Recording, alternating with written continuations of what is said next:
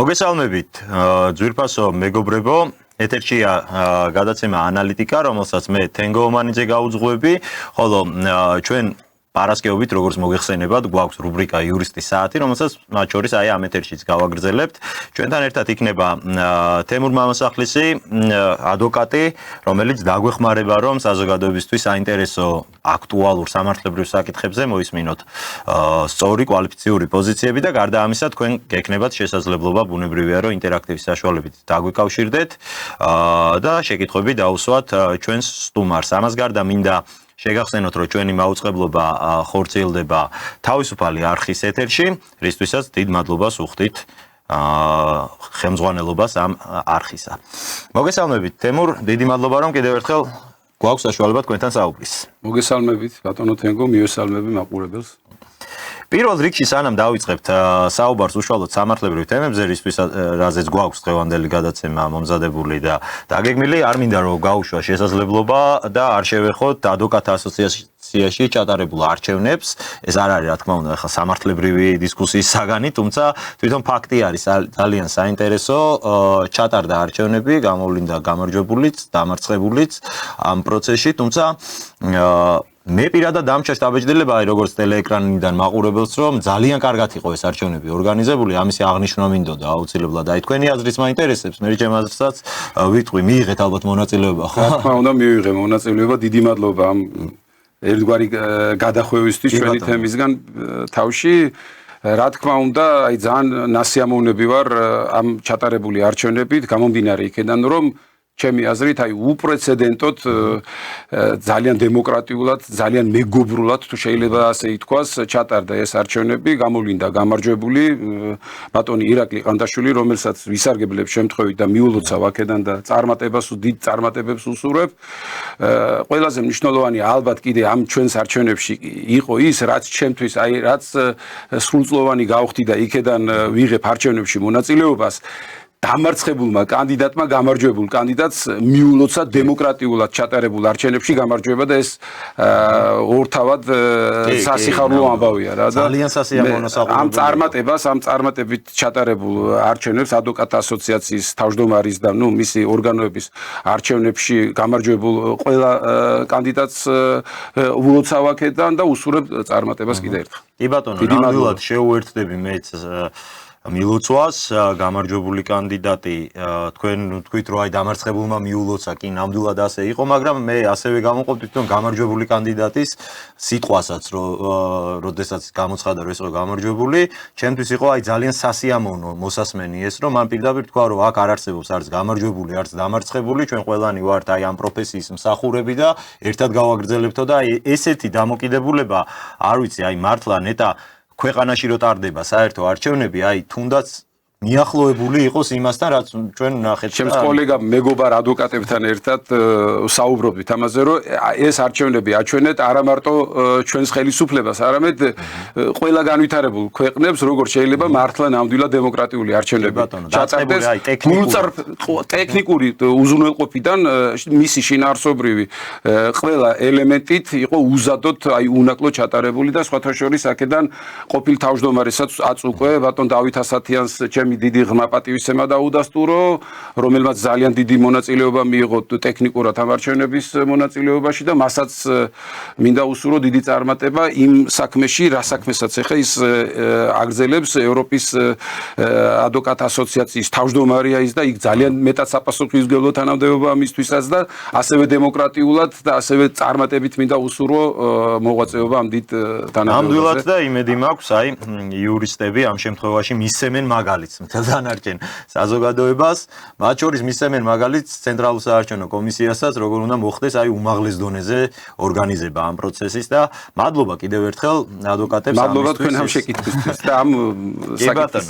დიდი მადლობა, უსურვებ წარმატებას ბუნებრივია როგორც გამარჯვებულ კანდიდატს, ასევე ყველა ადვოკატს, რომ ამ პროფესიას ემსახუროთ პირნათლად, იმიტომ რომ როგორც ჩანს მართლაც აი ეს ადვოკატის პროფესია ხდება უკვე ყოველდღიური საჭიროება თითოეული ადამიანისთვის. ეს რაღაც მხრივ შეიძლება შეიძლება ვიღაცას მოწონს, ვიღაცას არ მოწონს, მაგრამ ნუ ასე არის ახლა ჩვენ ცხოვრობთ სამართლებრივ სახელმწიფოში, სადაც უამრავი სამართლებრივი პრობლემა შეიძლება მათ შორის კანონთან სრულიად ასე ვთქვათ, როგორ პირნათელ ადამიანსაც შეექმნას. წინა გადაცემაშიც არ მახსოვს ზუსტად თქვი თუ არა, მაგრამ ნუ ყოველთვის ვამბობ ხოლმე, რომ იურისტის და ადვოკატის მთავარი ფუნქცია არ გახლავთ მხოლოდ სასამართლოებში დავიწარმოება. Პირიქით, ყველაზე კეთილსინდისიერი და კვალიფიციური ადვოკატის მთავარი ფუნქცია მოვალეობა გახლავთ იმაში, რომ სუბიექტებს, იქნება ეს იურიდიული თუ ფიზიკური პირები, იქნებიან არ მოუწიოთ სასამართლოებში სიარული და დავებში შესვლა. იმიტომ რომ დავები ძალიან დიდ რესურსს მოითხოვს, ადამიანურსაც, ფინანსურსაც, ნერვიულობა, ადამიანური ფაქტორები, ემოციები.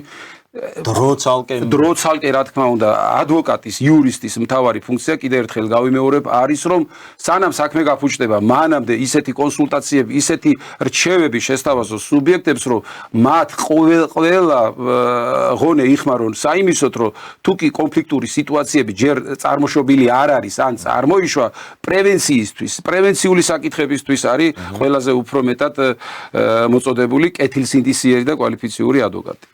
კი ბატონო და აი პრაქტიკასთან დაკავშირებითაც ამ მხრივ ვიტყვი რომ სამწუხაროდ არ არის ხოლმე აი ეს პრაქტიკა დადგენილი პრაქტიკა ასე ვთქვათ რაზეც თქვენ საუბრობთ იმიტომ რომ სამწუხაროდ ალბათ არის ყველა პროფესიაში არის და აქაც არიან ესეთი შეიძლება არაკეთილსინდისიერი ადამიანები რომლებიც პირიქით ცდილობენ რომ გამოიწვიონ ეს დავა რათა მე აქედან კიდევ სარგებელი ნახონ თუმცა გეთანხმებით რომ ეს პირიქით ადვოკატი უნდა იყოს მოწოდებული რომ თუ წარმოიშვა დავა მაშინაც მორიგებაზე იყოს აი თქვენ ბატონო თენგო თუ გაქვთ ნანახი სოციალური ქსელი Facebook-ის დაფუძნებასთან დაკავშირებით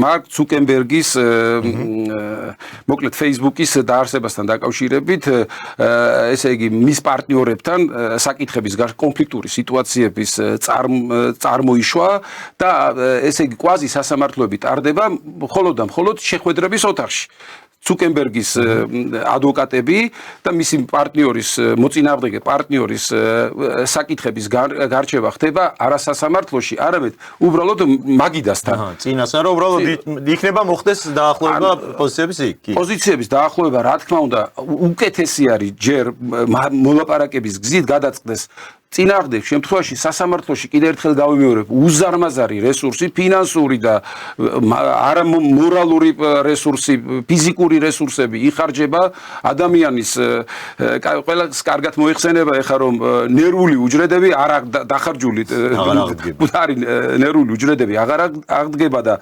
სასამართლოში დახარჯული ეს ნერვები ნამდვილად ღირს რომ მანამდე განიხილებოდეს ყველაფერი რა. ამისთვის არის თავარი ფუნქცია კი ბატონო, გადავიდეთ მოდი უკვე უშუალოდ დღეს განსახილველ საკითხებზე.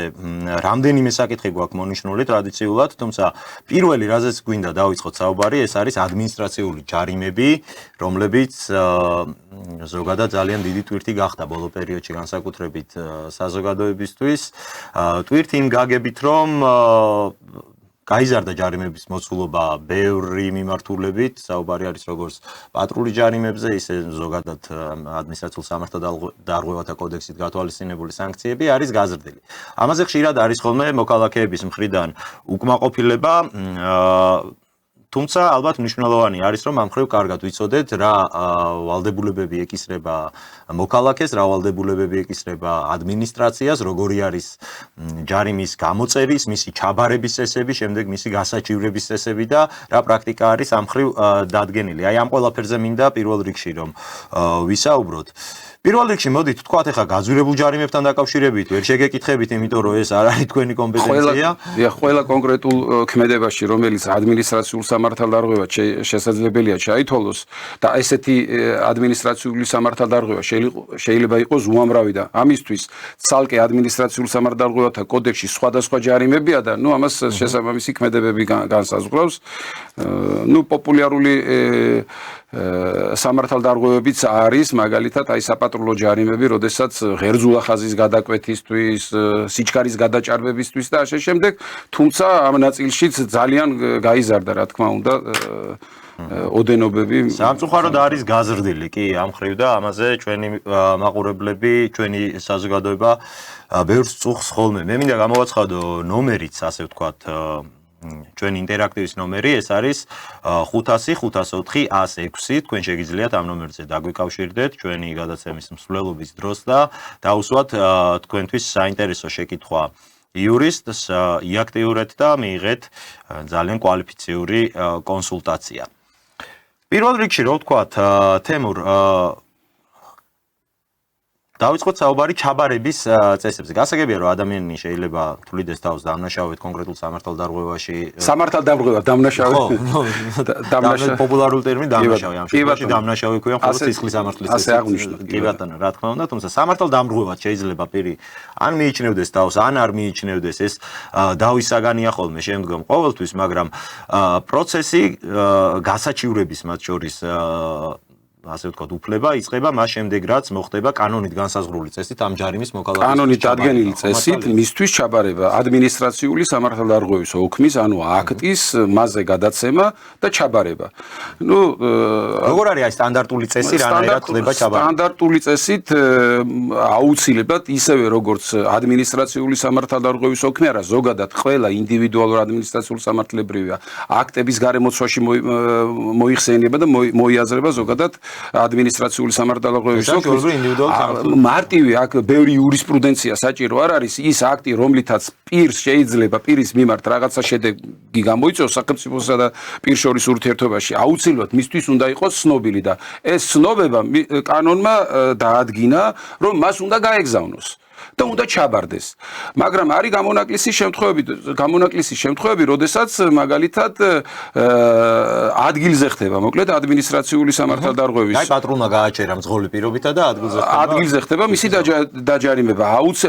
ადგილზე ქვითრის, ეგრეთ წოდებული ქვითრის, მაგრამ აქტის დაჯარიმების აქტის ეგრე ხელზე გადაცემა ხდება, მაგრამ თუ კი სუბიექტი მას, მძღოლი ამ შემთხვევაში არ ჩაიბარებს, ადმინისტრაციული სამართალდარღვევათა კოდექსში გვაქვს დანაწესი, თუ კი ის უარს აცხადებს მის ჩაბარებაზე, ის პატრული ინსპექტორი აკეთებს ამაზე სათანადო ჩანაწერს და მაინც ითვლება რომ ჩაბარებულია და შესაბამისად შედეგები რაც უნდა დააყენოს ოქმა ანუ აქტმა ის მოკლედ განაგრძობს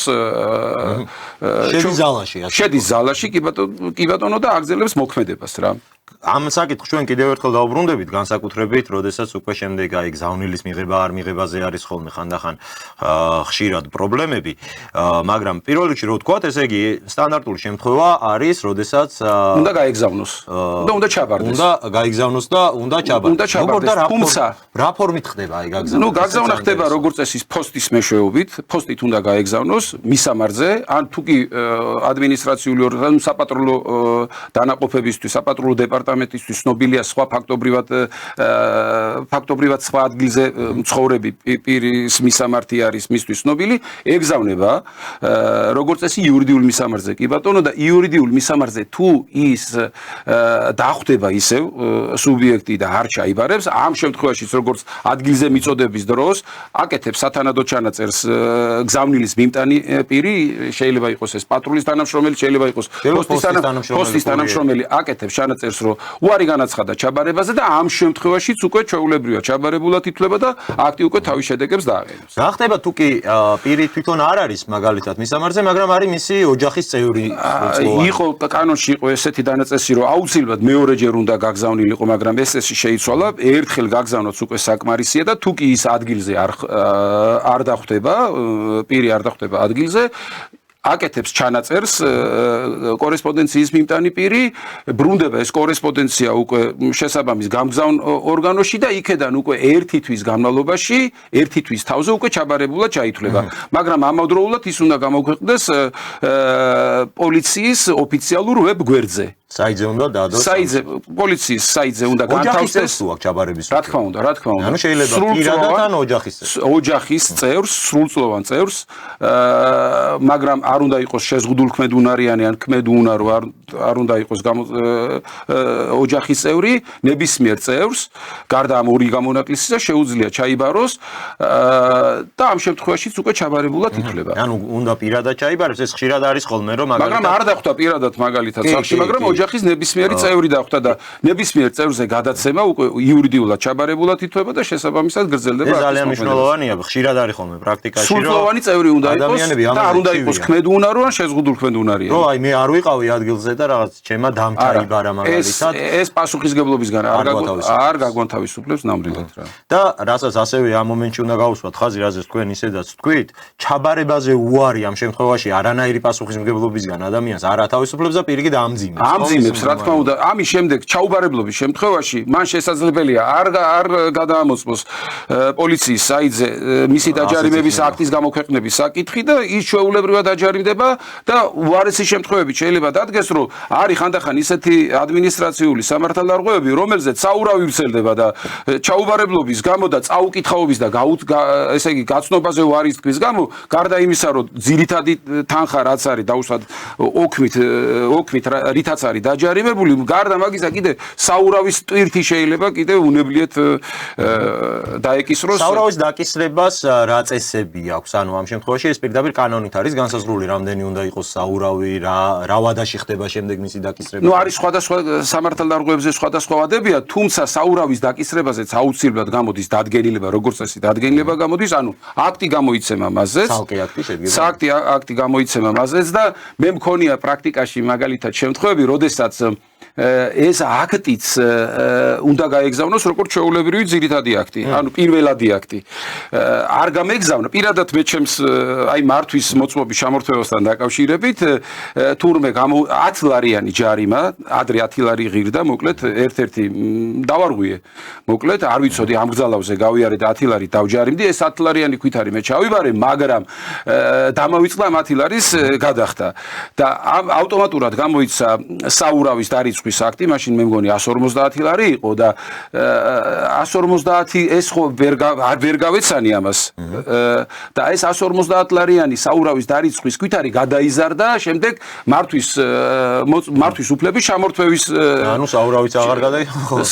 ანუ ორჯერადი და ეს მე ნუ მოკლედ შემაწუხა ხა 150 ლარის გადახდას შევძლებდი ეს პრობლემა არ იყო, მაგრამ მართვის უფლების შემორთმევის საკითხთან დაკავშირებით ავდექი და გავასაჩირე ერჯერადად გავასაჩირე ზემდგომ ადმინისტრაციულ ორგანოში ან შინაგან საქმეთა სამინისტროში მან არ დამიკმაყოფილა ეს საჩივარი და წავედი სასამართლოში საქალაქო სასამართლოში და სასამართლოში იმ მოტივით რომ მართვის უფლების ჩამორთმევის დადგენილება არ ჩამბარებია სასამართლომ გაითვალისწინა და პირველ უпроსორად საურავის დარიცხვის დადგენილება და მართვის უფლების ჩამორთმევის დადგენილება რახან არ გამომგზავნია და ჩემთვის ამაზე უცნობი იყო სასამართლომ დამიკმაყოფილა და დამჭა 10 ლარიანი ჯარიმა გადასახდელი მაგრამ საურავის და მართვის უფლების ჩამორთმევის დადგენილება ვათილაც უნდა შესაბამისად გამათავისუფლა პასუხისგებლობისგან დია საურავებია ხოლმე ამ შემთხვევაში ძირითადი პრობლემა მაგრამ არის საურავები როდესაც პირდაპირ კანონი გაზასხვრავს რომელსაც არ ჭირდება დადგენილების გამოცემა და ავტომატურად ხდება კი ბატონო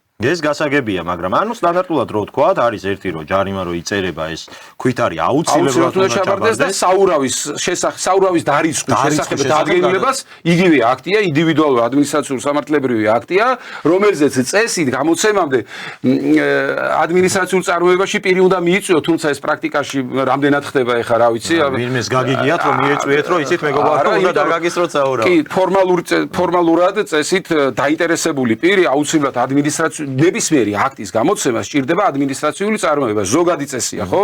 და იმ ადმინისტრაციულ წარმოებაში პირის მიუწვევლობა ადმინისტრაციული აქტის ბათილაცნობის საფუძველია, იმიტომ რომ დარღვეულია მისი, ესე იგი, შედგენისა და გამოცემის წესი. ეს არის ზოგადი ადმინისტრაციული კოდექსით განსაზღვრული წესი არის ზოგადი ადმინისტრაციული კოდექსი ზოგადად ქუდატაზის ზოგადად ადმინისტრაციულ სამართალდარღვევათა კოდექსს არა ყველა შემთხვევაში, მაგრამ გარკვეულ შემთხვევაში შემთხვევაში მაინც და რახან ადმინისტრაციული წარმოებაში მონაწილეობაზე პირს არ გაეგზავნა შესაბამისი შეტყობინება, მერე მას ადმინისტრაციულ წარმოებაში მისი ახსნა განმარტებების მიცემის შესაძლებლობა არ ქონია, ნახეთ რამდენ დარღვევაზეა საუბარი. მერე ამ ადმინისტრაციული აქტის გამოცემის დროს, გამოცემამდე უпростоრად საქმისათვის მნიშვნელობის მქონე ყველა გარემოება ფორმალურად 96 მუხლის ზოგადი ადმინისტრაციული კოდექსის არ მომხდარა, ასე ითვლება. შემდეგ ეს საურავის დარიცხვის დადგენილება პირს არ გამოგზავნია და მისთვის ცნობილი არ იყო. ერთგვარად რაღაც უსამართლობის განცდას ყველაფერს ამას აჩენს, თუმცა ჩვენთვის ახლა ისე იმდენად მცირე ჯარიმებია და იმდენად დიდი დროის რესურსების დახარჯვას მოითხოვს, არ ხდება ეს და პირდაპირ ხდება ეგეთი რაღაცები და სუბიექტები ჯარიმდება. დარღვევა ახლა გასაგებია რომ შეიძლება კანონში იმდენი პროცედურა იყოს გაწერილი რომ თვითონ ადმინისტრაციას არ შეეძლოს განაეზარებოდეს, უბრალოდ არ შეეძლოს ყველაფრის განხორციელება, მაგრამ კანონში წერია და ხო ვალდებულება აქვს რომ გააკეთო. რა თქმა უნდა, ვალდებულება არის, მაგრამ სამწუხაროდ ალბათ საქმეთა სიმრავლის გამო და საქმეთა სიმრავლის გამო რბილად ნათქვამია, აურაცხელი ესე იგი საქმის რაოდენობიდან გამომდინარე ადმინისტრაციული ორგანოების შესაბამის თანამშრომლებს, მოკლედ ვერ აქვთ ეთყობა შესაძლებლობა და ეს ფორმალური საკითხები მაინც ვერ გადის ბოლომდე სწორად ისე როგორც კანონი. ჩაბარებასთან დაკავშირებით ერთი შეკითხვაც მექნება, ეს არის, როდესაც პირს მისდის SMS-ი ტელეფონზე, ანუ მას არ მისდის გზავნილი პოსტით, არ მისდის შეტყობინება ამ წესით, როგორც თქვენ ამბობთ, მისდის SMS-ი. რომ თქვენ დაჯარიმდით რაღაც ვიდეო ჯარიმა რო არის ერთი სიტყვით და რაღაც კონკრეტული დარღვევისთვის დაგეკისრათ ჯარიმა და მისდის SMS-ი პირად მობილურ ნომერზე. ეს როგორ ხდება? ეს არის დიდი ალბათობით რახან თემა ჩვენ ეს ქონდა, მე ვიფიქრე რომ ეს შეკითხვას მექნება. აბუნარიდი გავაკეთე ადმინისტრაციულ სამართალდარღვევათა კოდექსის 262 პრივი მუხლის ამობეჭდილი ვერსია მაქვს, საით აგიკითხავთ. შინაგან საქმეთა სამინისტროს უფლებამოსილი ორგანო სამართალდარღვევის საქმეზე მიღებული დადგენილების გამოცემული საჯარიმო ქვითრის საჩივართან დაკავშირებით მიღებული გადაწყვეტილების თაობაზე ინფორმაციას სამართალდამრღვევს უგზავნის მოკლე ტექსტური შეტყობინების სახით. ან და სხვა ტექნიკური საშუალებებით. თუ საქართველოს შინაგან საქმეთა სამინისტროს სისტემის მონაცემთა ბაზაში არსებობს ამ პირის საკონტაქტო ინფორმაცია.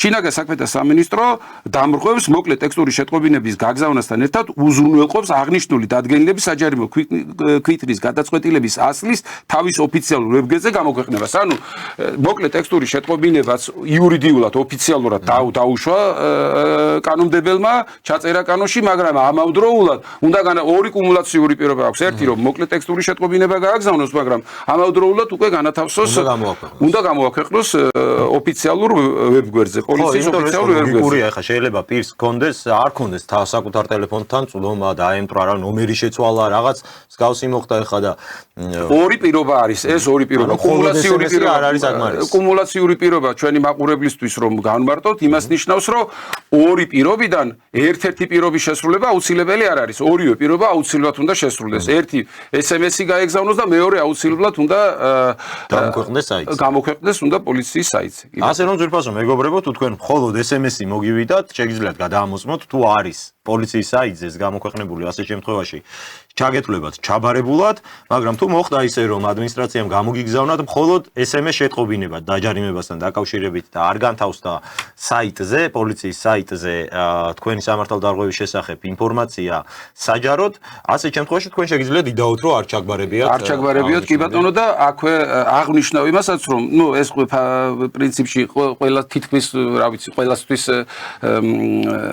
ცნობილი ამბავია რომ 10 დღის მესიჯის უკაცრავად მოკლე ტექსტური შეტყობინების ესე იგი მიღებიდან 10 სამუშაო დღის განმავლობაში ჯარიმის თუ ეთანხმება პირი ამ ჯარიმას და გადაიხდის 10 დღის ვადაში 20%-ით ნაკლები ეს გადახდა შეღავათი მოუწევს. თუ ასეც ამერეთება იქ შეღავათი, აი ეს საინტერესო გასაჩივრებასთან თუ არის მიბმული ამ შეღავათის სარგებლობის ან არ სარგებლობის. მე შეიძლება გადავიხადო და მე მე გავასაჭირო ჩემ ეხა ამ შეკითხვაზე ნამდვილად პასუხი არ მაქვს იმდენად რთული კოდექსია ხო საინტერესო კაზუსია თუმცა ფიქრობ რომ თუკი მე ვაღიარებ და ვიხდი უკვე ჩემი აზრით გასაჭიროების უფლება უნდა დავკარგო მაგრამ ნამდვილად ეხა შევიკავებ თავს ამ შეკითხვაზე პასუხის გაცემის ანუ ამ შემთხვევაში შეღავათისთვის აუცილებელია რომ პირი ეთანხმებოდეს აღიარებდეს რომ დიახ მე დავაშავე და ამ შემთხვევაში იღებს სწორედ აი ამ შეღავათს რომ შეუძლია აი მაგალითად საგადასახადო სამართალდარღვევის დროს გადახდა არ არის დამოკიდებული ანუ მე თუ გადავიხდი საგადასახადო სამართალდარღვევის დროს ან მაგალითად შემოწმების დროს მოვიდა ძირი თანხა სანქცია და საურავი მე თუ გადავიხდი ეს არ ნიშნავს რომ მე საგადასახადო მოთხოვნას ვეთანხმები მასზე შეიძლება გავაგრძელო დავა მე უბრალოდ ამას იმიტომ ვაკეთებ რომ არ მინდა რომ საგადასახადო მოთხოვნის გასაჩივრება აქტის მოქმედებას აჩერებს ამ შემთხვევაში მაგრამ საურავების დარიცხვას არ აჩერებს რა ანუ საურავები შეიძლება ანუ თუ გავასაჩირო და მოუნდი მაგალითად 5 წელი საგადასახადო მოთხოვნის გასაჩივრებაზე სასამართლო დავებს და სასამართლომ არ დამიკმაყოფილა ჩემი სარჩელი და დარჩა ძალაში ამ შემთხვევაში საურავები მერიცხება და ეს რო არ გავაკეთო კანონი იძლევა იმის საშუალებას რომ მე გადავიხდი მაგრამ აღიარებულად საგადასახადო შემდეგ დამიბრუნები ხო, ну პირადი აღრიცხვის ბარათზე ზედმეტობაში ჩვეულებრივად აღირიცხება ეს თანხა და მე ნუ გადახვდელის მოთხოვნის საფუძველზე მინდა დავიბრუნებ, არა და სხვა გადასახადებში თუ კი სხვა წარმომეშვება, იმაში გავქვითავ, მაგრამ ამ საკითხთან დაკავშირებით ნამდვილად მზად არ ვარ. ცოდვა გამხელილიჯო. რა შეეხება აი შეჩერებას თვითონ აქტის მოქმედების, დაუშვათ ამ შემთხვევაში არ ვისაუბროთ საგადასახადო დავალებაზე, ჩვეულებრივ აი პატრული ჯარიმა იქნება, ეს პარკირების ჯარიმა იქნება, გასაჩივრება. აჩერებს როგორც წესი და ბევრ შემთხვევაში გააჩნია სხვადასხვა კვალიფიკაციას, ანუ სხვადასხვა მოქმედებას, ინდივიდუალური ადმინისტრაციული აქტის გასაჩივრება აჩერებს აქტის მოქმედებას. გარდა გამონაკლისის წესებისა და ამ გამონაკლისის წესები ცალკე საკითხი არის. როგორც წესი, ესე იგი აქტის გასაჩივრება აქტის მოქმედებას აჩერებს. ავტომატურად არ ჭირდება ამას რამე დამატებითი საფუძვლის მითითება, რადგან ის არის აქტის გასაჩივრება, აქტზე საჩივრის წარდგენა უკვე აქტის მოქმედებას აჩერებს. თავად გასაჩივრების უფლება რა მომენტიდან წარმოიშვება?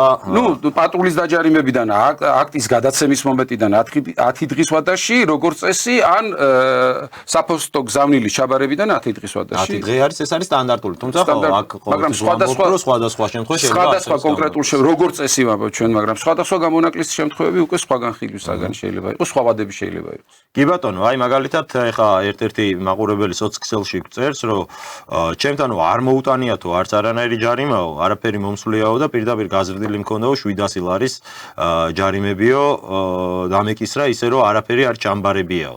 ამაზე ვსაუბრობთ ალბათ სწორედ ეხლა რომ თუ კი ასეთი ხდება თქვენ გააქვთ გასაჩივრების უფლებას და დავისუფლებაც, ხო? აუცილებლად მე ურჩევდი მოქალაქეს, რომ პოლიცია ჯიზე, ანუ პოლიციის საიტზე, მართალია ხა შესაძლებელია გასული ეს ვადები, მაგრამ გამოქვეყნების საკითხი გადაამოწმოს სახელი და გვარის ან პირადი ნომრის მიხედვით და აუცილებლად ნახავს მის შესახებ გამოცემული აქტის გამოქვეყნებას. მოქალაქეების ხა ამ შემთხვევაში, იმიტომ რომ ხა ეს ადამიანი დარწმუნებული ვარ, ფიქრობს, რომ ხო არ უნდა ვიჯდე კომპიუტერთან და ხა არც აქვს შეიძლება ბევრს ამის შესაძლებლობა, მარტო თბილისში ხო არ ხდება ეს რეგიონებში მაღალმთიან სოფლებში არა აქვთ ადამიანებს ეხა არის ინტერნეტთან წვდომა და კომპიუტერთან ყოველწუთში წვდომა რომ ამოწმონ პოლიციაზე შემთხვევით რამე ჯარიმა ხო არ არის ჩემზე გამოქვეყნებული და სამწუხაროდ ესეა. სამწუხაროდ ესეა რომ მოკლე ტექსტური შეტყობინების გაგზავნით უკვე და რა ვიცი სახელმწიფომ ჩათვალა რომ დღეს 21 საუკუნეში ტელეფონი, მობილური ტელეფონი ყველას აქვს. ესე აქვს, ნუ კანონმდებელმა ესე ჩაწერა რა, რომ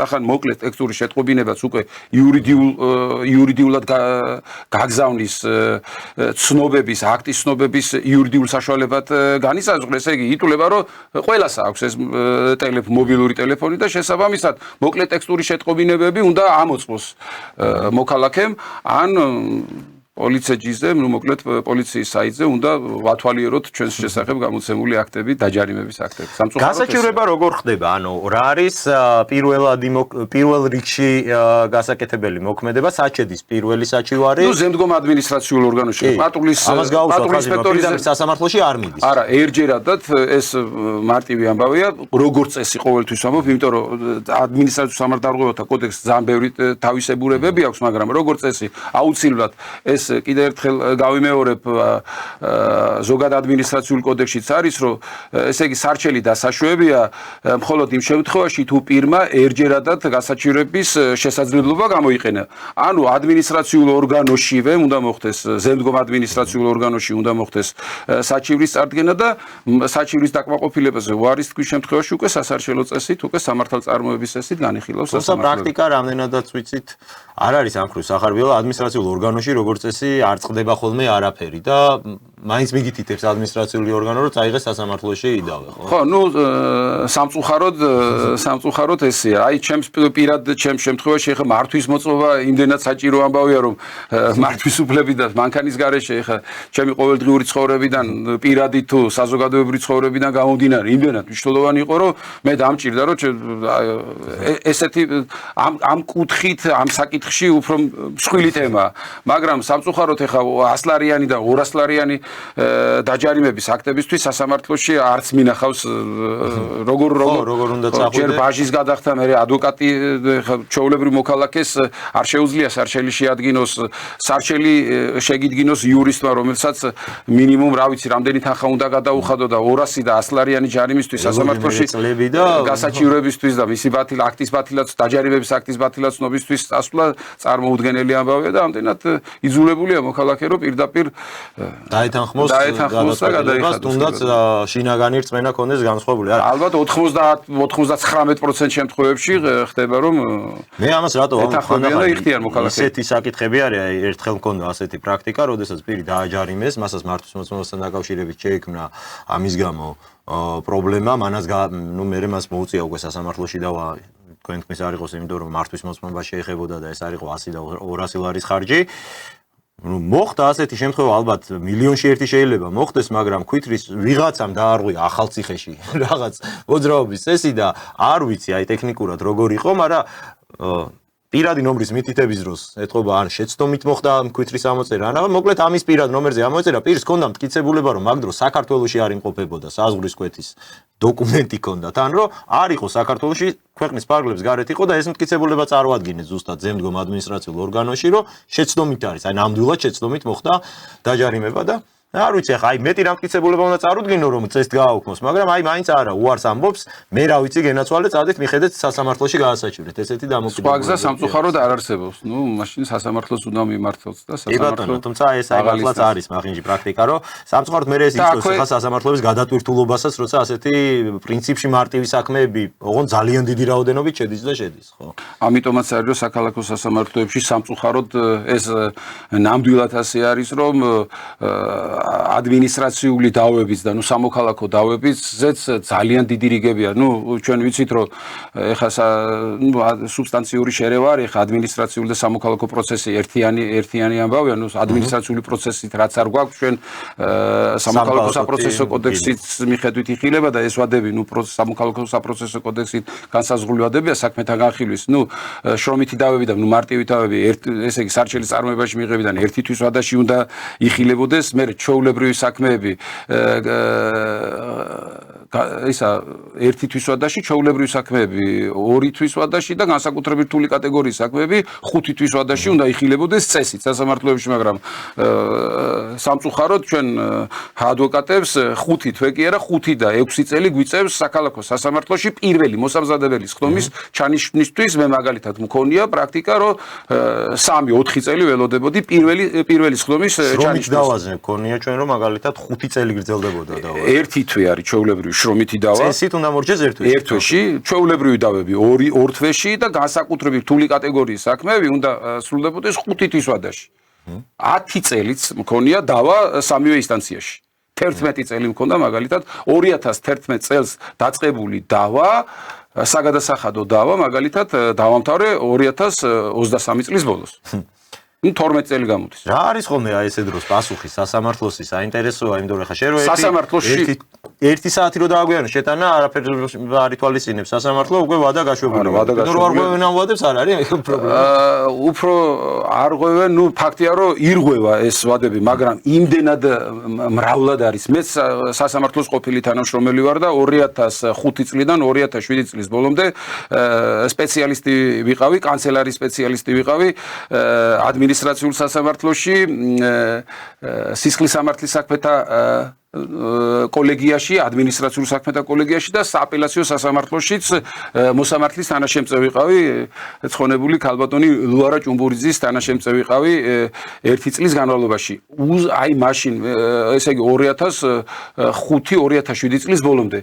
აი უამრავი საქმე 500 და 700 საქმე ეწერა ქალბატონ ლუარას მაშინ და დღეს აპელაციაში და საქალაქო სასამართლოში გადავსებული არ ვიცი დღეს ძალიან გაიზარდა. ნუ მოსამართლეთა რაოდენობა თანაშემწისგან მქონდა ჩვენ ინფორმაცია რომ 6000-მდე საქმე აწერიაო და მოსამართლეთა რაოდენობა გაიზარდა, მაგრამ იმდენად დიდია და იმდენად ბევრია სასამართლოსთვის მიმართვიანობა რომ ვერ უთავდებიან უბრალოდ მოსამართლეები. აი უბრალოდ ადამიანის მოსამართლეს და მოსამართლეს შემადგენლობა, სასამართლოს შემადგენლობა სხვა ჩვეულებრივი ადამიანები არიან, ჩვეულებრივი მოგდავი ადამიანები და ვერ ყოფნით, არ ყოფნით. ნუ ალბათ ამ ხრივ არის უკვე ადმინისტრაციულ პრაქტიკაზე კანონმდებლობას შესასვლელი რაღაც ფორმით გამოსანახი არის სხვა საშუალებები. ან სპეციალიზებული სასამართლოების შექმნა, ნუ ყველა სფეროში თუ არა, ნუ საგადასახადო სასამართლოების შექმნა, ან რა ვიცი, შრომით დავებისთვის, ან შრომითი დავებისთვის ცალკე, ან რა ვიცი, თორემ ძალიან გადავსებულია მოკლედ მიმართვიანობის გამო სასამართლოში. იმედი მაქვს, ხო, რა თქმა უნდა და მეორეს მხრივ ეს იმ პრობლემასაც წარმოშობს, ეხა კომპეტენცია ჩვენს მოსამართლეებს არაკლიათ ამაზე არა მაქვს საუბარი, მაგრამ უბრალოდ აი თქვენთვის არ იყოს, როცა ადამიანზე არის საუბარი. რამდენად ეხა ხო გასაგებია რომ 6000 საქმე როა განსახილველი, ხარისხი თვითონ აი განხილვისაც იკლებს ხო და ბლა, იმიტომ რომ მოსამართლეს უწევს რომ იფიქროს ერთდროულად რა 1000ობით საქმე. ძალიან რთულია, აი ძალიან რთულია. მე მოთხოვო იმ მოსამართლესაც რომ რატო აი ეს კულტუროზულად ყველაფერი დაცული არ არის. ხო და ამიტომაც არის რომ მოსამართლეთა შრომის განრიგი დილის 9 საათიდან საღამოს 6 საათამდე არ მგონია მოსამართლე რომ დილის 9 საათიდან საღამოს 6 საათამდე მუშაობდნენ. 24 საათი რა ვიცი ძალიან შრომატევადი საქმე აქვს მოსამართლეს. კი, არა, ეხა მათ წრემლები ვერ წარმომივან ნამდვილად ეხა მათი საქმიანობის გამო, მაგრამ ამ ფაქტი არის ეს რა შეიძლება ნამდვილად მოკალაკეები ზარალდებიან ამით. სამწუხაროდ აი ეს მიმართვიანობასთან დაკავშირებით. კიდევ ერთ საკითხი, აი დაუშვათ, ხშირად არის ხოლმე ხარ რომ მხოლოდ პატრულს არა აქვს ხო ამ ადმინისტრაციული ჯარიმების გამოწერის უფლება აქვს მაგალითად კონკრეტული მუხლებიდან გამომდინარე, აი პარკირებაზე მაგალითად მერიის სამსახურის თანამშრომლები არიან ვინც ამას წერენ. მე რა მაინტერესებს, ამას რატო უსვამ ხაზს რომ ეხა პატრულის თანამშრომელი ეს მაინც არის სამართალმცოდნე, როგორც მინიმუმ ამ ყველაფერთან შეხება აქვს, აი მაგრამ ხშირია შემთხვევა, როდესაც მაგალითად ორგანიზაციები, მაგალითად, ვისაც დელეგირებული აქვს უფლებამოსილება. თუ არსებობს კანონში ასეთი რამ, რომ თუ კი მაგალითად უსამართლოდ ხდება ჯარიმის გამოწერა, აი მაგალითად პარკირების ჯარიმა გამოუწერეს ადამიანს ისე რომ აი დადასტურებულად უსამართლოდ არის გამოწერილი ეს ჯარიმა, მას აი ზონალური რაღაც ჩართულიც ქონდა ყველაფერი, მაგრამ აიც გამოუწერეს. არსებობს კანონში ასეთი ვალდებულება ან დათქმა ამ კონკრეტული ადმინისტრაციული მოხელის პასუხისმგებლობასთან დაკავშირებით. აი ნახეთ, თქვენ სწორად ახსენეთ ეხლა მოხელის. აი მაგალითად ყველას გვახსოვს City Park-ი. City Park-ი ჩვეულებრივი კერძო ორგანიზაცია იყო, მაგრამ კანონის საფუძველზე დელეგირებული ადმინისტრაციული, ანუ ზოგადი ადმინისტრაციული კოდექსი ჩვენ ადმინისტრაციული ორგანო, მხოლოდ საჯარო დაწესებულებები არ არის. ადმინისტრაციულ ორგანოდ კანონის საფუძველზე ყველა ვიზეც არის დელეგირებული. ვიზეც არის დელეგირებული, ანუ საჯარო უფლებამოსილების განხორციელების ფარგლებში კანონის საფუძველზე ან რომელიმე კანონქვემდებარე ნორმატივი. მოდი ზარი გვაქვს შემოვიყვანოთ და მე ამ თემაზე ვისაუბროთ. პასუხისმგებლობების საინტერესო თემაა. გამარჯობა, გისმენთ, ეთერში ხართ, ისაუბრეთ. გამარჯობა ბატონებო. მოგესალმებით, გამარჯობა. იცით რა მაინტერესებს, ახლა თუ თქვენ იცით, ან შეიძლება ვნახო, აი იყო საუბარი რომ რაღაცა ჯარიმები გაიზარდაო, რაღაც კონკრეტული მიმართულებებით, აი რას ეხება ეს ჯარიმები რა მიმართულებით გაიზარდა, თუ იცით თქვენ, ან იქნებოდა გავკვალიანოთ, შეიძლება ვნახო. თქვენ რომელიმე აი კონკრეტული მიმართულება გაინტერესებთ, იმიტომ რომ აი ადმინისტრაციულ სამართალდარღვევათა კოდექსში წერია აი ყველაფერი, რაც თქვენ გაინტერესებთ, მაგრამ ეს იმდენად მოცულობითი სფეროა, ადმინისტრაციულ დარღვევად ითვლება როგორც პატრული ჯარიმა, ისე აი პარკირებაზე ვთქვით და რა ვიცი, რეკლამის არასწორად განთავსებას, აი რა აი მე მაინტერესებდა აი საავტომობილო მოძრაობებთან დაკავშირებით, დარღვევები, პარკირებებთან დაკავშირებით, ანუ აი ეს თან სხვათა შორის ეს ნაკლებად ცნობილი, ეხა ბოლოს ვერაც მახსოვს ჯარიმა რომ გაიზარდა პარკირებასთან დაკავშირებით, როგორ იყო, იცით რომ აი ჯარიმა რომ მოვიდა, მე გავიგე რომ გაზრდილი იყო თურმე, ანუ არც ვიცოდი. ხო ანუ კი ბატონო შეიძლება რომ ჩემი პრობლემა რო არ ვიცოდი მაგრამ ანუ საზოგადოებას ხო რაღაცა ინფორმირება ამ კუთხით ალბათ საჭიროა და აი სად შეიძლება ეს ნახო სადმე ქვეყნდება და უშუალოდ ეს ცვლილებები სადმე საიძე ან სადმე რაღაც როგორ შეიძლება რომ აი ცნობა მქონდეს ამ ყველაფერზე საქმის სულში რა ვიყო თუ დამაკვალიანებთ მადლობელი და დიდი მადლობა კითხვისთვის მადლობა ამ შემთხვევაში სწორად აღნიშნე თენგო თუ ჩვენ კონკრეტული მუხლის დისპოზიცია არ ვიცით ანუ კონკრეტული მუხლი რომლითაც დაჯარიმდა ეხა რთულია უამრავი ფაქტზე შეიძლება ადმინისტრაციული სამართალდარღვევის ოქმი გამოიწეროს ადმინისტრაციული სამართალდარღვევათა კოდექსის საფუძველზე და ეხა ჩვენ ნამდვილად მე ყოველ შემთხვევაში ნამდვილად ასე ზოგადად ძნელია თქმა რომ რა მუხლზე რა ქმედებაზე გაიზარდა ჯარიმა თუმცა ეს ცვლილებები აუცილებლად ამ პარლამენტის საიტზე ადმინისტრაციული სამართალდარღვევათა კოდექსში ცვლილებებისა და დამატებების შეტანის შესახებ ქვეყნდება და პოლიციის საიტზეც ქვეყნდება და იქ შესული ცვლილებების მიხედვით შეიძლება და ასე მაცნე გოუჯი რაც არის რა თქმა უნდა მაცნე გოუჯიზე შესაძლებელია იხილოთ გაზრდილი თუ შემცირებული ჯარიმების თავზე ინფორმაცია. ეს საინტერესო საიტი არის ზოგადად მაყურებელმაც რო იცოდეს მაცნე გოუჯი, ანუ ეს არის საიტი, სადაც ქვეყნდება აბსოლუტურად ყველა საკანონმდებლო მაცნეა და საკანონმდებლო მაცნე, ასე ვთქვათ. საკანონმდებლო მაცნეა და საიტზე მოკლედ ნებისმიერ ეს კანონია და ნებისმიერ კანონში შესული ცვლილებები აუცილებლად საკანონმდებლო მაცნეში ოფიციალური ბეჭდვითი ორგანოც არის და იქ აუცილებლად უნდა გამოგვეყდეს. თუმცა მე გირჩევდით მაინც რომ პოლიციის საიტზე არის სიახლეთა ველი დირექტორია მოკლედ საიტზე და იქ გირჩევდით რომ იქ დაეთვალიერებიათ რა. იქ უფრო კონკრეტულად კი ბატონო, თუმცა ამავდროულად არ შეიძლება ჩვენს მაყურებლის აი ამ საუბრიდან ერთი პასაჟი არ დავიჭიროთ და ვთქვათ რომ მართლაც საზოგადოების ინფორმირებულობა ეს გამოწვევა არის სახელმწიფოსთვის და კი კანონში გვიწერია რომ კანონის არ ცოდნა ან მისი არასწორი გაგება არ ათავისუფლებს პირს პასუხისმგებლობისგან, მაგრამ მეორეს მხრივ ხა სახელმწიფოს უნდა იყოს მოწოდებული რომ რაც შეიძლება ინფორმირებული რაც შეიძლება მეტი ინფორმაცია უნდა გადიოდეს მასმედიის საშუალებებით რომ საზოგადოებას ეხა ბუნებრივია ყველას არ აქვს თომა ბევრს არ შეუძლია მოკლედ საიტებზე გადამოწმება ამ ინფორმაციას და გაზრდილი ჯარიმები ამ ხრივ ჩვენ ხედავთ რა თქმა უნდა პრობლემას და სახელმწიფოს იმედია ამ პრობლემას ინფორმირებულობის კუთხით დაინახავს. განვაგრძოთ საუბარი აი პასუხისმგებლობაზე ადმინისტრაციული მოხელეების უსამართლოდ შედგენილი საჯარიმო კითხვების შემთხვევაში. ადმინისტრაციულ სამართალდარღვევათა კოდექსში უსამართლოდ ან უკანონოდ შედგენილი სამართალდარღვევის ოქმებზე პასუხისმგებლობა არის და ეს გააჩნია სიმძიმეს ახლა სახის დარღვევით იქნა რომელი აქტი იქნა გამოცემული ითვალისწინებს პირად საქმეში მოკლედ საყვედურის გამოცხადებას ან სამსახურიდან გათავისუფლებასაც. ეგეთი დანაწესი ადმინისტრაციულ სამართალდარღვევათა ვალდებულება არის ნედა სახელმწიფოსი რომ აუცილებლად უნდა მიიღოს ეს ღონისძიება თუ ეს არის უბრალოდ ხელმძღვანელის ესეთ უკანონოდ შედგენილი იცით რა მახსოვს აი მაგალითად საგადასახადო ინსპექტორის მიერ ნუ აუდიტორის ეხა აუდიტორი ქვია ესე უკანონოდ დარიცხვაზე გამოცემული საგადასახადო მოთხოვნა მახსოვს ეწერა ადმინისტრაციული სამართალდარღვევათა კოდექსში დისციპლინური პასუხისმგებლობის ზომებს იწვევდა. ეგეთი დანაწესი მახსოვს რომ ეწერა.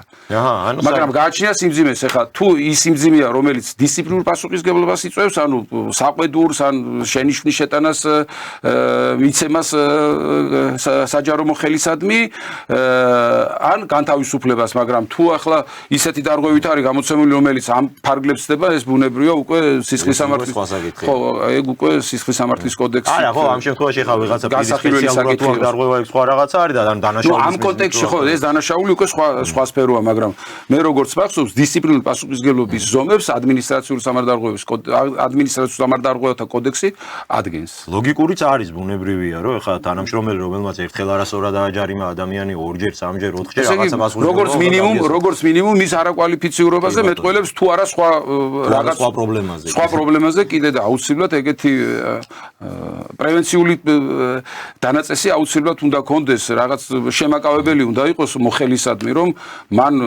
სწორად გააკეთოს ეს ყველაფერი და სწორად აწარმოოს საქმე დაჯარიმების კუთხით. კი ბატონო, მინდა გადავიდეთ მეორე თემაზე, რომელიც ქონდა მოტოვებული ბოლოსთვის, ეს არის საჯარო ინფორმაციის გამოთხოვა და საჯარო ინფორმაციის მიღება ადმინისტრაციული ორგანოდან. თითქოს ეს არის უმარტივესი რამ იმიტომ რომ პირდაპირ წერია ადმინისტრაციულ კოდექსში, მგონი მესამე თავით არის დადგენილი, დიახ, რომ ადმინისტრაციული ორგანო ვალდებულია 10 დღის ვადაში გადასცეს პირს მოთხოვნილი ინფორმაცია, საჯარო ინფორმაციაც რაც არის მიკუთვნებული, მაგრამ არის ხოლმე სულ პრობლემა. ჩემ დროს ეგრე იყო, ხო? შეიძლება ვადებში კი არა, გეტყვით, 10 დღეც არის, მაგრამ იქ სხვა ნიუანსი არის. კი ბატონო, აი ამ ნიუანსზე რომ ვისაუბროთ, რატომ ხდება ზოგადად ეს პრობლემა? ანუ რატო ბევრი მოქალაქისგან ალბათ და ბევრი ორგანიზაციებს უფრო აქვთ ხოლმე ეს პრობლემა გამიგია და თქვენს დარწმუნებული ვარ, რომ პრაქტიკაში არაერთი ქონიათ, ითხოვს პირი ინფორმაციას, ითხოვს კანონით განსაზღვრული წესით, ყველაფრით, მაგრამ ადმინისტრაციული ორგანო ან აგვიანებს ამ პასუხისმოცემას, ან საერთოდ არ იძლევა ამ პასუხს და მიდის მერე საქმე სასამართლოში. აი რა არის ამის მიზეზი? მოგახსენებთ ესე იგი საჯარო ინფორმაცია, ზოგადად საჯარო ინფორმაცია არის ადმინისტრაციულ ორგანოში დაცული ყველა ინფორმაცია. საჯარო ინფორმაცია, მაგრამ ყველა საჯარო ინფორმაციაზე დავწერო განცხადება და მივიღო პასუხი არ შეიძლება. ანუ განცხადების დაწერა შეიძლება, მაგრამ ისეთი ინფორმაცია, ორი სახის საჯარო ინფორმაცია არის ორი სახის, ღია და დახურული. ღია დახურული ნებისმიერი ინფორმაცია, ღია გარდა სახელმწიფო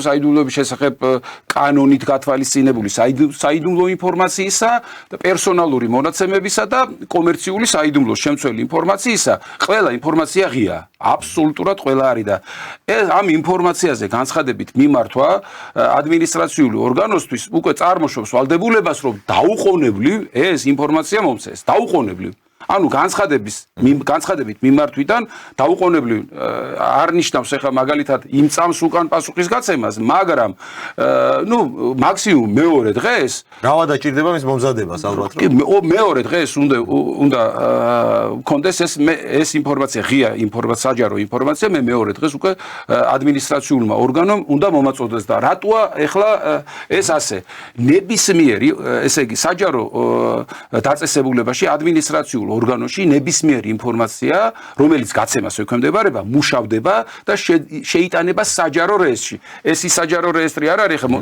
საჯარო სამართლის იურიდიული პირი რაც არის ჩვენი საჯარო რეესტრი, იუსტიცია, არა. თვითონ ყველა ადმინისტრაციული ორგანო ვალდებულია აწარმოოს თავისი საჯარო რეესტრში და დამუშავებ, ესე იგი მიღებიდან, ამ ინფორმაციის მიღებიდან, ანუ როდესაც მოხვდება ეს ინფორმაცია ადმინისტრაციულ ორგანოში, ის ამუშავებს ამ ინფორმაციას და 2 დღის ვადაში ასეთი მოკლე ვადები აქვს რა. ის აუცილებლად შეიტანება მისივე საჯარო რეესტრში, სადაც ისვე აწარმოებს ამ საჯარო რეესტრს და ამიტომ რახან მომზადებულია უკვე ტექნიკურად ის ვალდებულია გამართული კონდეს მისი დაუყოვნებლივ გადაცემის ანუ რომ მოვიტყო პირდაპირ რეესტრიდან უნდა რეესტრიდან გამზადებული აქვს და მარტივია დღეს ახლა 21 საუკუნეა ციფრული ხელოვნური ინტელექტის სამყაროში და რა ვიცი ციფრულ კომპიუტერის ეპოქაში დაუყოვნებლივ უნდა კონდეს ეს ინფორმაცია. თქვენ რაც ბრძანებთ 10 დღის ვადა კანონი აწესებს ეს კანონი ამბობს იმას რომ თუ ეს ინფორმაცია მისივე საჯარო რეესტრში არ არის და სხვაგან არის ამ შემთხვევაში სხვა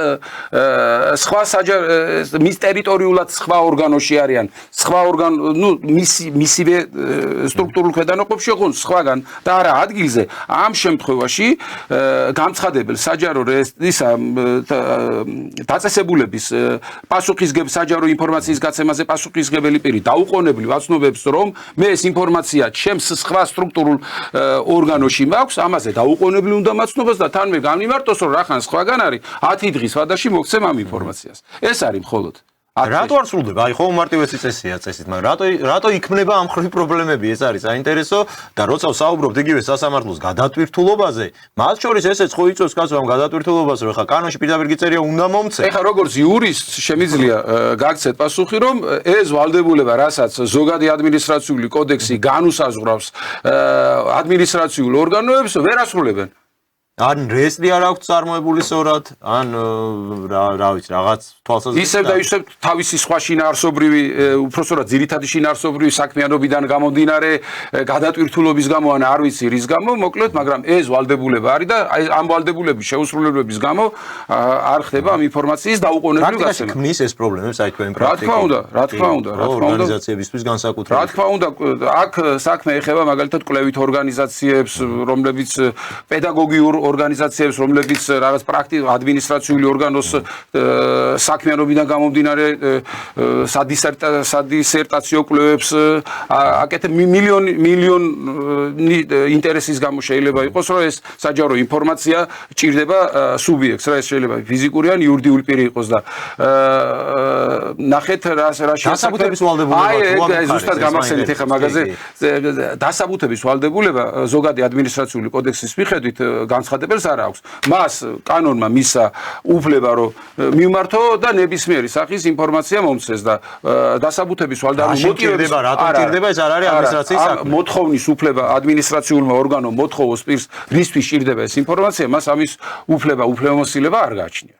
უპირობოდ უნდა გასცეს ეს ინფორმაცია დაუყოვნებლივ და კიდევ ერთხელ გავიმეორებ, სხვა უпроსორად მისივე ამ საჯარო დაწესებულების სხვა ტერიტორიულ ორგანოში ამ ინფორმაციის არსებობის გამო უნდა აქვს მას უკვე 10 დღე რომ 10 დღეში მოუმზადოს ეს ინფორმაცია და გადასცეს. კი ბატონო, დიდი მადლობა. ეს იყო პრინციპში ჩვენ დღევანდელი გადაცემის თემატიკა, რაზეც გვინდოდა გვესაუბრა, გამოყავით საკმაოდ მნიშვნელოვანი პრობლემები, აი განსაკუთრებით რაც საჯარო ინფორმაციის მიღებასთან არის დაკავშირებული. სხვა შორის ძვირფასდაინო მაყურებლებო, ეს შეიძლება ვინმეს მოიჩვენოს, რომ ეს არ არის ყოველდღიური პრაქტიკისთვის აუცილებელი და ყველა მოქალაქისთვის საჭირო, მაგრამ აი მაგალითად ეხლა რაც ხდებოდა ამ საკითხზე, ეხლა თქვენ აზრს არ შეგეკითხებით, იმიტომ რომ პოლიტიკურ ნაწილზე ვიცი, რომ არ გიყვართ საუბარი და სწორიც არის, რომ არ გიყვართ საუბარი, მაგრამ აი რო იყო ეხლა ეს არაბებთან დადებული ხელშეკრულება, არის თუ არა საიდუმლო, როგორ უნდა მოხდეს. აი ზუსტად ამ წესებზე გვაქვს საუბარი, რატო ვერ ხდება მაგალითად აი ამ ინფორმაციის მიღება და აქვს თუ არა მაგალითად სახელმწიფოს ვალდებულება, რომ ასეთი ტიპის ინფორმაციები მოქალაქეების მოთხოვნის შემთხვევაში მათ გადასცეს. როგორც თქვით, აი კომერციული საიდუმლოს შემთხვევაში ეს ასე არ არის, მაგრამ კომერციulis გარდა რაც არის, სხვა წესით ყველა ინფორმაცია უნდა იყოს მარტივად. ამ საკითხთან დაკავშირებით რაც შემიძლია გითხრათ, რომ ჩემთვის ცნობილია სხვადასხვა ორგანიზაციები უკვე სხვადასხვა ორგანიზაციებმა მიმართეს სასამართლოს ამ ინფორმაციის გამოთხოვნისზე უარის მიღების გამო და ნახოთ დაველოდოთ სასამართლო გადაწყვეტილებებს. ანუ იქნება ამ ხრივ პროცესები და საინტერესო პროცესები. მე რო ჩემი ინფორმაციით ამაზე უკვე წასულია სასამართლო პროცესები და დაველოდოთ რას გვეტყვის სასამართლო. დიდი მადლობა თემურ, მადლობას გადაგიხდით. მე მგონი ამ ეთერში წელს ბოლოჯერ ხვდებით ერთმანეთს და გილოცავთ დამდეგა. ეს გილოცავთ მრავალ საერთოდ გისურვებთ. მადლობა უღრუს. შეგახსენებთ ჩვენთან ერთად იყო ადვოკატი თემურ მამასახლისი, საუბრობდით მნიშვნელოვან სამართლებრივ საკითხებზე. ამ ფორმატში ჩვენი გადაცემა ალბათ უკვე მომავალი წლიდან დაბრუნდება, მანამდე კი ჩვენ წინ გვაქვს რა თქმა უნდა ჯერ კიდევ საეთერო პერიოდი, სანამ გავალთ დავასრულებთ სეზონს და ჩვენ ერთმანეთს კვირა შევხვდებით საინტერესო სტუმართან ერთად მნიშვნელოვან თემებზე სასაუბროდ. დიდი მადლობა და დაგემშვიდობებით, კარგად ბრძანდება. ნახვამდის.